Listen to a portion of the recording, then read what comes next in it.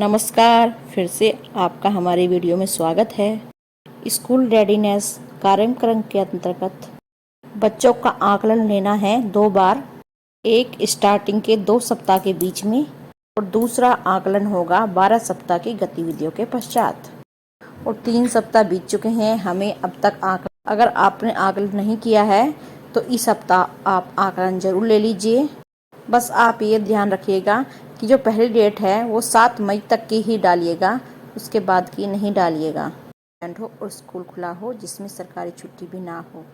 तो हम आज की वीडियो में देखेंगे कि हम बच्चों का कैसे आकलन ले सकते हैं। और हम अपनी वीडियो शुरू करते हैं और अपने टॉपिक की तरफ बढ़ते हैं। आइए हम अपना आकलन प्रपत्र भरना शुरू करते हैं। सबसे पहले जिले का नाम, जो भी आपके ज़िला है वो आप उसमें ज़िला को भर देंगे। उसके बाद हमारा आता है ब्लॉक का नाम। ज़िले के अंदर ब्लॉक होते हैं, जो भी आप ब्लॉक, जिस ब्लॉक में आप स्कूल है, जिस ब्लॉक का बच्चा है उसका नाम लिखना है। नीचे लिखना है हमें अपने विद्यालय का नाम लिखना है, पूरा नाम विद्यालय का आप लिखेंगे। और शिक्षक का नाम, जो भी नोडल अधिकारी है उस शिक्षक का नाम लिखना है, जो भी इन गतिविधियों को बच्चों पर कर रहा है। फिर बच्चे का नाम आएगा, अलग अलग प्रपत्र में अलग अलग बच्चे का नाम भरा जाएगा। कक्षा 1 के बच्चों का इसमें नाम हमें भरना है और बाल वाटिका के बच्चों का। नीचे आएगा अभिभावक का नाम और नीचे उसके पहला आकलन दिनांक, सबसे पहला आकलन जो हम कर रहे हैं उसकी दिनांक आ जाएगी। उसके बाद हमारा विद्यालय के यूडाइस कोड आएगा। जो भी आपके विद्यालय का यूडाइस कोड है वो आपको इसमें फिल करना है। फिलिंग है, लड़का है लड़की है, जिस बच्चे का आप आकलन कर रहे हैं वो लड़का है तो लड़के में टिक करना है, लड़की है तो लड़की में टिक करना है। उसके बाद अभिभावक का फ़ोन नंबर इसमें आपको फिल करना होगा, भरना होगा। और दूसरे आकलन की इसमें डेट डालनी होगी, कितने दिनों बाद आप आकलन करने वाले हैं। ये डाले नहीं, जब आप करेंगे इसमें जब आप फिल कर देना। और इसमें बच्चे का हमें फ़ोटो भी चिपकाना है, फ़ोटो क्लियर आना चाहिए और बच्चे का फ़ोटो इसमें चिपकाना अनिवार्य है। यह प्रवेश आकलन के मुख्य बिंदु। इसमें आकलन 2 बार होगा, एक मॉड्यूल की शुरुआत के पहले 2 सप्ताह और दूसरे मॉड्यूल के अंत में, मतलब 12 सप्ताह के बाद। यह आकलन परीक्षा नहीं है और आकलन तनाव मुक्त वातावरण में होना चाहिए कि बच्चे से जो भी आप पूछताछ करें, पूछें, उसे आकलन करें, मत देख के ऑब्जर्व करना है, उस पर प्रेशर नहीं डालना है। रेटिंग में है, रेटिंग स्केल 1 से 3 का होगा।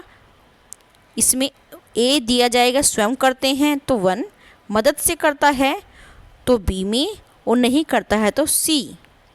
आगे है, दोनों आकलनों में अधिकांश संकेत समान रहेंगे ताकि बच्चों की प्रगति का पता लगाया जा सके। दोनों आकलन शुरू के समान रहेंगे। ध्यान से सुने, क्योंकि बच्चा शुरुआती टाइम में जैसा करता है उसके अकॉर्डिंग हम बाद में उनका आकलन करके देख सकते हैं कि बच्चे ने क्या प्रगति हासिल की है। अभिभावकों के साथ आकलन के परिणाम साझा करना आवश्यक है। हम अपने अभिभावक जो बच्चों के हैं उनके साथ अपना आकलन साझा करेंगे कि आपके बच्चे को इतना आता है और ये सीखा हुआ है, इतने ये सीखा है। इससे हमें आने वाले टाइम में भी अभिभावकों के साथ इसको साझा करने में सहायता मिलेगी। इस आकलन में 10 संकेत दिए हुए हैं जिनको हम जल्दी जल्दी देख लेते हैं। वैसे आपको पता है कि किस तरीके से करना है, फिर भी हम इसको एक बार 10 के 10 पॉइंट देख लेते हैं। सबसे पहले है नियम और निर्देशों का पालन करने में सक्षम। वैसे हम 2 सप्ताह से बच्चों के साथ लगे हुए हैं तो इतना तो हमें पता लग जाता है कि बच्चा कितना कर पाता है, कितना नहीं कर पाता है। तो हमें आकलन की ज़रूरत भी नहीं है, बिना आकलन करे भी इसको हम कर सकते हैं। लेकिन जब हमें आकलन करना है तो, क्योंकि हम लगातार गतिविधियाँ करा रहे हैं और बच्चे हमारे साथ सहज भी हो गए गतिविधि करके, तो इससे हमें इतना पता लग चुका है कि बच्चा कितना कर पाता है या कितना नहीं कर पाता है। बच्चों को ऐसा होता है कि हम कुछ बच्चों को आवाज़ लगाते हैं तो तुरंत सुन लेते हैं, तुरंत आ जाते हैं, और उनको काम बताते हैं वो फटाफट से निर्देशों का पालन करते हैं और उस कार्य को कर देते हैं। जैसे कि डस्टर मंगाना, डस्टर ला के देते हैं। हम चौक मंगाते हैं तो बच्चे चौक ला के दे देते हैं। अटेंडेंस रजिस्टर मंगाएं तो तुरंत ला के वो बच्चे दे देते हैं। तो ऐसे बच्चों को हम नहीं कर पाते कि कॉलम में रखेंगे, इन्हें नंबर 3 की रेटिंग देंगे। दूसरा है हमारा भावनाओं और ज़रूरतों को व्यक्त कर पाना। तो इसमें हम बच्चों को कहानियाँ सुनाएंगे और कहानियों के ज़रिए हम पता लगा सकते हैं कि बच्चे अपनी भावनाओं को कैसे व्यक्त करते हैं उन कहानियों के बारे में जानकर।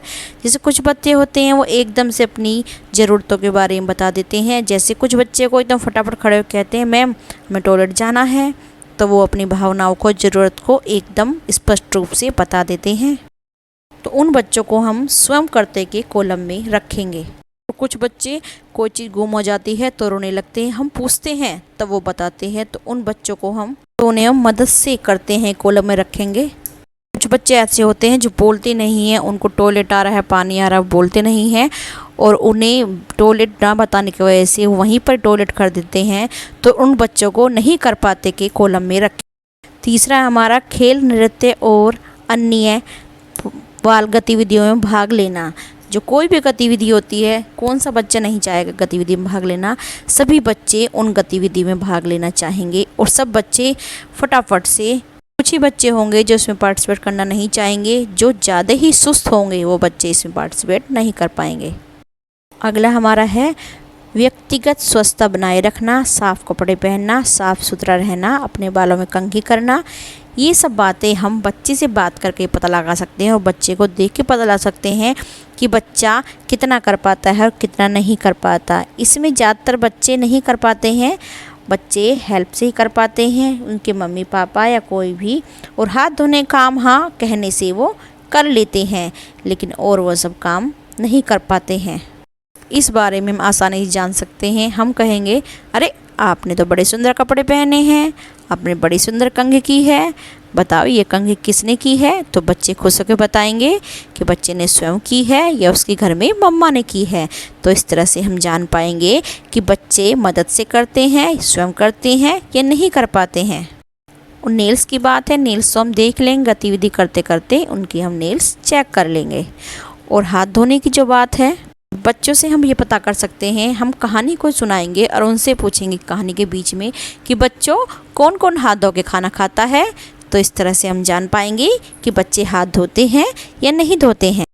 हम जो पहले तो 4 वस्तुएं रखेंगे, जैसे 4 पेन या कंकड़ या कलर, रंग बिरंगे मोती जो आपके घर पे वेस्ट पड़े हुए हैं उनको रखेंगे और 4 गिनवाएंगे। फिर जो फ्लैश कार्ड रखे हैं साइड में कोने में, उनसे कहेंगे जहाँ पे 4 लिखा है उस 4 को कार्ड को लेके आओ और इनसे मिलान करो। तो इस तरह से हम प्रत्येक बच्चे से अलग अलग बुला के इस तरह से हम 1 से 10 की संख्याओं का मिलान कर सकते हैं। नेक्स्ट आता है हमारा वस्तुओं को सबसे लंबी में छोटी और चौड़े से पतले तक व्यवस्थित करना। तो इसमें हम बच्चों को, जो हमारी मैथ्स किट्स हैं उसमें बिल्डिंग ब्लॉक हैं, बिल्डिंग ब्लॉक को हम व्यवस्थित रूप में रख देंगे। जैसे कि हमने दिखाया आपको, उस ब्लॉक में व्यवस्थित रूप में हम ब्लॉक्स को रख लेंगे। उनको हम सही रूप में नहीं रखेंगे, ऐसे रूप में रखेंगे। फिर हम प्रत्येक बच्चों को बुलाएंगे, उनसे कहेंगे सबसे पहले बड़ी बिल्डिंग बनाओ, फिर छोटी, फिर छोटी, फिर सबसे छोटी बिल्डिंग को बनाओ। जो बच्चा अच्छे से व्यवस्थित रूप में ये सारी बिल्डिंग अच्छे से बना देगा, बड़े छोटे, छोटे से बड़े की तरफ, उसको हम पहली रेटिंग में रखेंगे। और जो मदद से करता है उसको सेकंड रेटिंग में रखेंगे। तो जो नहीं कर पाता है उसको हम नंबर 3 की रेटिंग में रखेंगे। इस तरह से हम आसानी से बच्चों का माइंड में आकलन कर सकते हैं। फिर हमें करना है चौड़े से पतले की तरफ, मतलब पहले हमें छोटा करना है चौड़ा और फिर हमें पतला करना है। इसके लिए हम फ्लैश कार्ड बना सकते हैं, एक बड़ा सा चौड़ा सा फ्लैश कार्ड, एक पतला सा फ्लैश कार्ड। उसमें हम पेंसिल ड्रॉ करके सुंदर सा बना सकते हैं। जो आपके पास टाइम है, जो टाइम नहीं है तो ब्लॉक्स मिले हैं हमें, बिल्डिंग ब्लॉक्स जो हमारी ये मैथ किट के अंदर है, उससे भी हम बना सकते हैं। आप जैसे हम आपको दिखा देते हैं इस तरह से। एक हमने चौड़ा ब्लॉक्स का बना लिया है, एक और चौड़ा बनाया है, थोड़ा कम चौड़ा बनाया है, एक सिंगल बिल्डिंग। 7वां है क्रम को पूरा करना। जो हम ब्लॉक्स हैं उन ब्लॉक से भी कर सकते हैं, लेकिन बच्चों के लिए नए नए TLM बनाते हैं तो बच्चे अच्छे सीखते हैं कि उन्हें देख देख के बच्चे थोड़े बोर हो जाते हैं। तो उनसे नहीं हो सके तो अपना TLM बना लें, उससे बच्चों को ये गतिविधि कराएं। इसको हम बच्चों के साथ जो हमारे रंग बिरंगे ब्लॉक्स हैं उनको आप रंग बिरंगे ब्लॉक्स को रख लेंगे। लाल, एक पीला, एक हरा, ऐसे रखते जाएंगे। फिर हम बारी बारी से बच्चे से पूछेंगे बच्चों इसके बाद कौन सा रंग आएगा, क्योंकि हम एक बार पूरे रंग रख लिए, उसके बाद नेक्स्ट रंग रख लिए। इस तरह तीसरे नंबर पे बच्चों से पूछेंगे कि अब कौन सा कलर आएगा, और बच्चे जो आराम से बिना उस हेल्प के बता देंगे उन्हें पहले रेटिंग में रखेंगे, जो हमारे कुछ मदद के द्वारा बताएंगे उन्हें सेकंड रेटिंग में रखेंगे, और जो कुछ भी नहीं कर पाएंगे उन्हें हम 3 नंबर की रेटिंग पे रखेंगे। इसमें हम बच्चों को पेंसिल और पेन स्केल के द्वारा भी क्रम बना सकते हैं, मतलब पैटर्न एक तरह से। पहले हम पेंसिल, फिर पेन, फिर पेंसिल, फिर पेन, फिर पेंसिल, फिर पेन, फिर पेंसिल। इस तरह से बच्चे बताएंगे कि इसके बाद क्या आएगा। इस तरह से हम इसकी रेटिंग कर सकते हैं। 8वें नंबर पे है अपने नाम का पहला अक्षर लिख पाना। तो बच्चों से हम फ्लैश कार्ड जो हमें मिले हुए हैं, कक्षा में कोई बच्चा अपने अक्षर की पहले अक्षर की पहचान कर पाएगा, कोई भी नहीं कर पाएगा। पर बाई चांस कोई बच्चा ऐसा हो जिसे घर पे सिखाया गया हो कि अब तुम्हारा नाम का अक्षर किससे बनता है, वो बच्चा फ्लैश कार्ड दे के बता सकता है। तो इसमें हमारा मदद से या नहीं कर पाई की रेटिंग में ही आएगा। 9 हमारा दिए गए अक्षर से शुरू होने वाली वस्तु की पहचान करना। हाँ, इसको बच्चे कर सकते हैं देखकर, क्योंकि मिलान के शब्द हम फ्लैश कार्ड रखेंगे, कुछ फ्लैश कार्ड एक साइड रखेंगे टेबल के, कुछ फ्लैश कार्ड एक साइड रखेंगे। तो बच्चे बताएंगे कि ये फ्लैश कार्ड किससे मैच कर रहा है, तो बच्चे ढूंढ के उससे आराम से मिलान कर सकते हैं। 10वां हमारा आएगा कहानियाँ या घटनाओं को सही क्रम में व्यवस्थित कर पाना। पर ये बच्चे छोटे बच्चे हैं, ये बिल्कुल व्यवस्थित को नहीं कर पाएंगे कहानियों को, लेकिन हाँ कलर के अकॉर्डिंग व्यवस्थित कर सकते हैं, हमारी मदद से कर सकते हैं।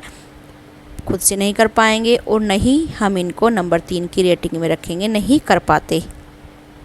चलते मैं आपको ट्रिक बता देती हूँ कि 2 सप्ताह से हम बच्चों के साथ गतिविधि कर रहे हैं, तो हम ये तो आसानी से जान चुके हैं कि बच्चे को क्या पाता है और क्या नहीं कर पाता है। तो इस तरह से हम रेटिंग कर सकते हैं। जो ज़्यादातर अपने पहले अक्षर के नाम की पहचान करनी है और कहानियों में व्यवस्थित रूप से लगाना है, तो इन्हें बच्चे नहीं कर पाएंगे, तो इन्हें हम रेटिंग नंबर 2 पर ही रखेंगे। और नंबर 3 पे हम उन बच्चों को रखेंगे जो बच्चे बिल्कुल भी नहीं कर पाते हैं, और नंबर 3 की रेटिंग पर हम रखेंगे। आपको हमारा वीडियो या हमारी ये आकलन प्रपत्र की वीडियो कैसी लगी हमसे ज़रूर बताइएगा, और ये सब में साझा कीजिएगा, जिससे कि आप लोग आसानी से आकलन प्रपत्र भर सकें। Good bye.